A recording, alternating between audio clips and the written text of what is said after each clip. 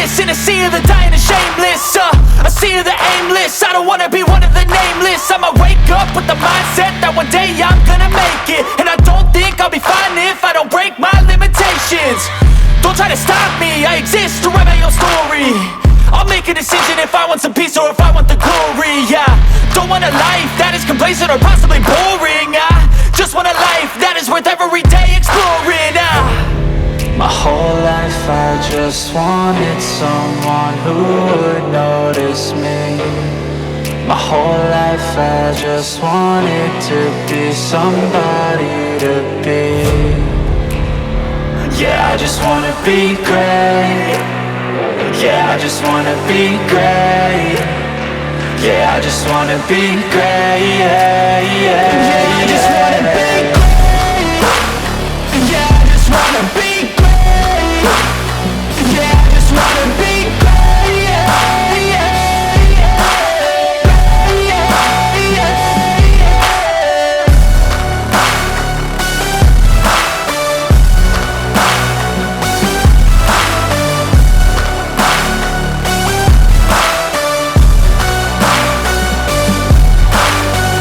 This is a statement to appreciate all that is vacant. It's just for the taking. If you make up your mind, you can take it. I'm never complacent. I would work in a mansion or basement. Yeah, there's no replacement for persistence. It's a patience. Yeah, in this life, I wanna be soaring, to feel sun inside when it's pouring. And I'll fight till anxiety is foreign. I'm so sick of my mind's extortion.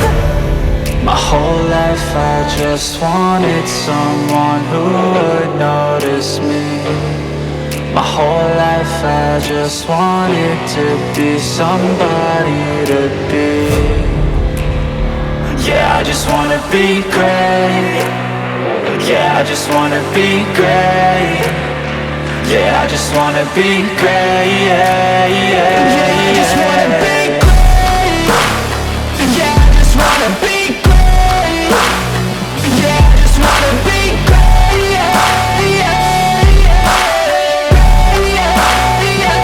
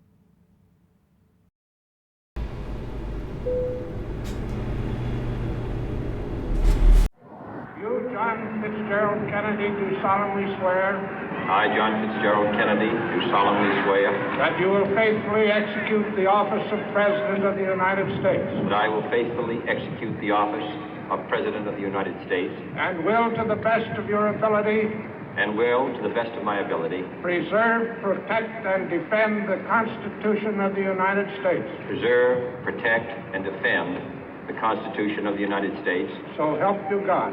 So help me God.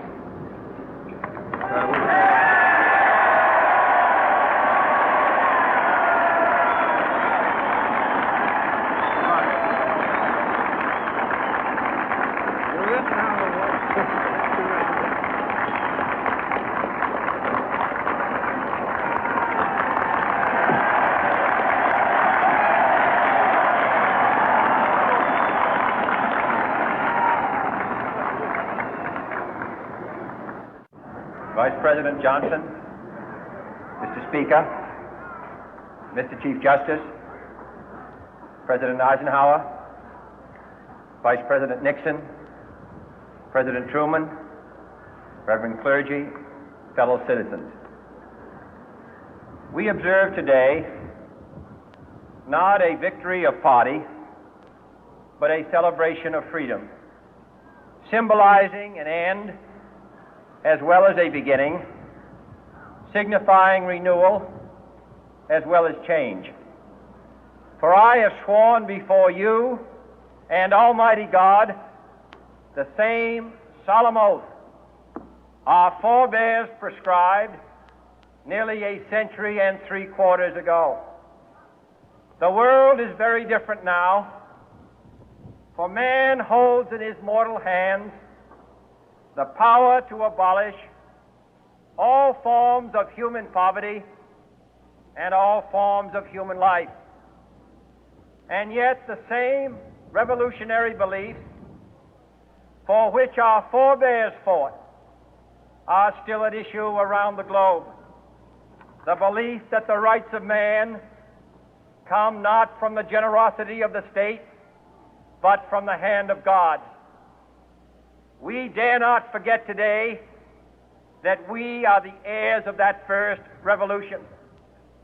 Let the word go forth from this time and place to friend and foe alike that the torch has been passed to a new generation of Americans born in this century, tempered by war, disciplined by a hard and bitter peace, proud of our ancient heritage, and unwilling to witness or permit the slow undoing of those human rights to which this nation has always been committed and to which we are committed today at home and around the world.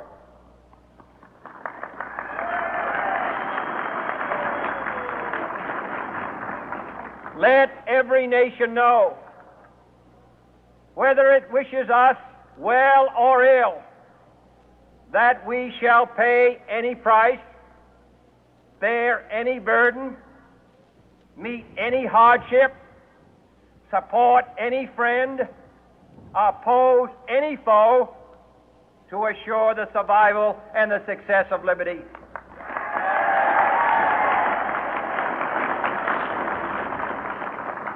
This much we pledge and more. To those old allies whose cultural and spiritual origins we share, we pledge the loyalty of faithful friends. United, there is little we cannot do in a host of cooperative ventures. Divided, there is little we can do, for we dare not meet a powerful challenge at odds and split asunder.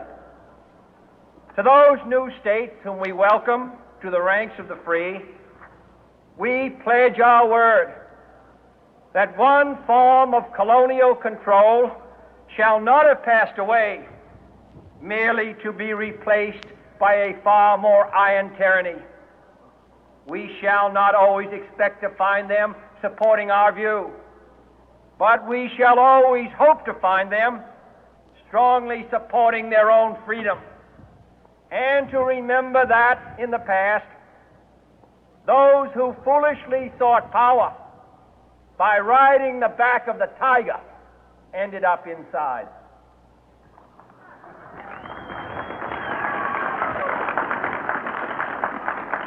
To those people in the huts and villages of half the globe struggling to break the bonds of mass misery, we pledge our best efforts to help them help themselves for whatever period is required, not because the communists may be doing it, not because we seek their votes, but because it is right. If a free society cannot help the many who are poor, it cannot save the few who are rich.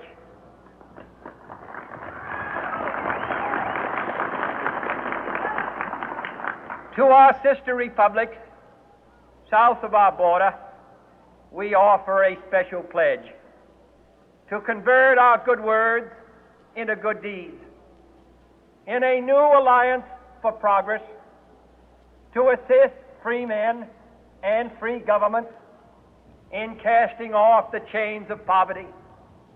But this peaceful revolution of hope cannot become the prey of hostile powers. Let all our neighbors know that we shall join with them to oppose aggression or subversion anywhere in the Americas. And let every other power know that this hemisphere intends to remain the master of its own house.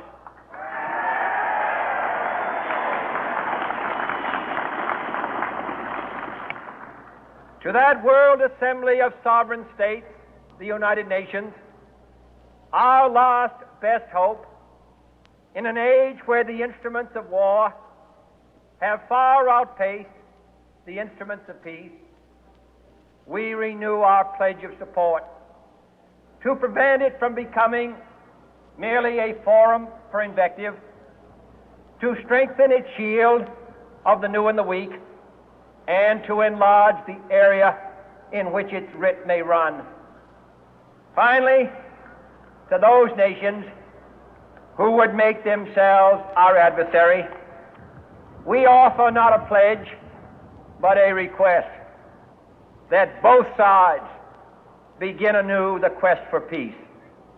Before the dark powers of destruction, unleashed by science, engulf all humanity in planned or accidental self-destruction, we dare not tempt them with weakness, for only when our arms are sufficient beyond doubt can we be certain beyond doubt that they will never be employed. But neither can two great and powerful groups of nations take comfort from our present course, both sides overburdened by the cost of modern weapons, both rightly alarmed by the steady spread of the deadly atom, yet both racing to alter that uncertain balance of terror that stays the hand of mankind's final war. So let us begin anew, remembering on both sides that civility is not a sign of weakness, and sincerity is always subject to proof. Let us never negotiate out of fear, but let us never fear to negotiate.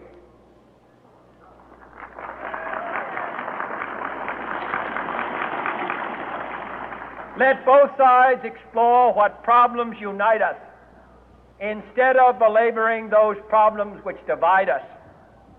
Let both sides, for the first time, formulate serious and precise proposals for the inspection and control of arms, and bring the absolute power to destroy other nations under the absolute control of all nations.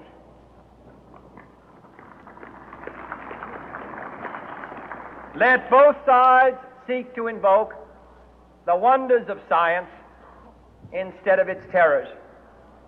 Together, let us explore the stars, conquer the deserts, eradicate disease, tap the ocean depths, and encourage the arts and commerce. Let both sides unite to heed in all corners of the earth the command of Isaiah to undo the heavy burden and let the oppressed go free. And if a beachhead of cooperation may push back the jungle of suspicion, let both sides join in creating a new endeavor, not a new balance of power, but a new world of law, where the strong are just and the weak secure and the peace preserved. All this will not be finished in the first 100 days, nor will it be finished in the first 1,000 days, nor in the life of this administration, nor even perhaps in our lifetime on this planet. But let us begin.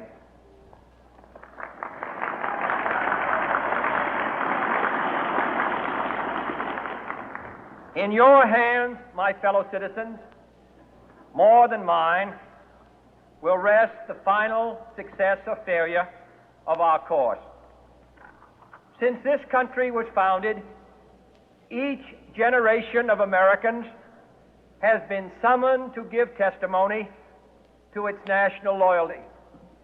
The graves of young Americans who answered the call to service surround the globe.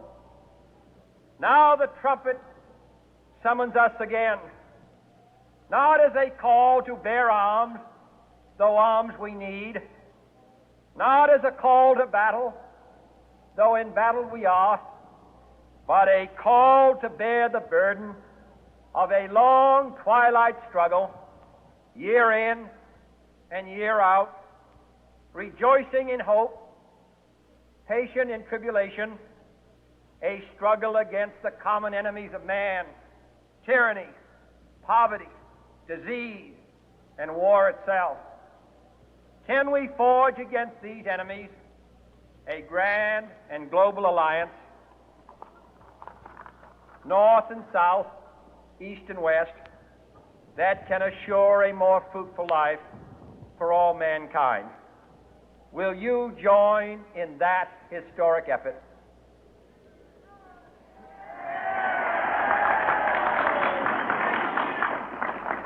In the long history of the world, only a few generations have been granted the role of defending freedom in its hour of maximum danger.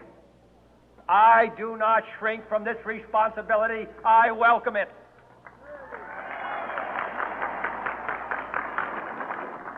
I do not believe that any of us would exchange places with any other people or any other generation. The energy, the faith, the devotion which we bring to this endeavor will light our country and all who serve it.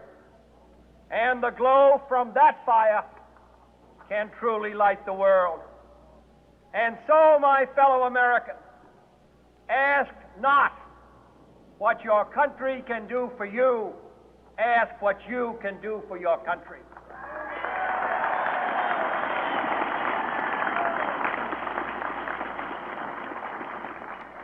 My fellow citizens of the world, ask not what America will do for you, but what together we can do for the freedom of man.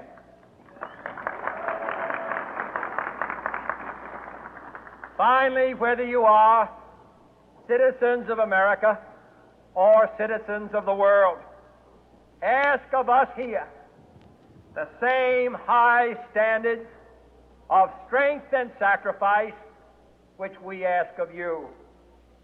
With a good conscience, our only sure reward, with history the final judge of our deeds, let us go forth to lead the land we love, asking His blessing and His help, but knowing that here on earth, God's work must truly be our own.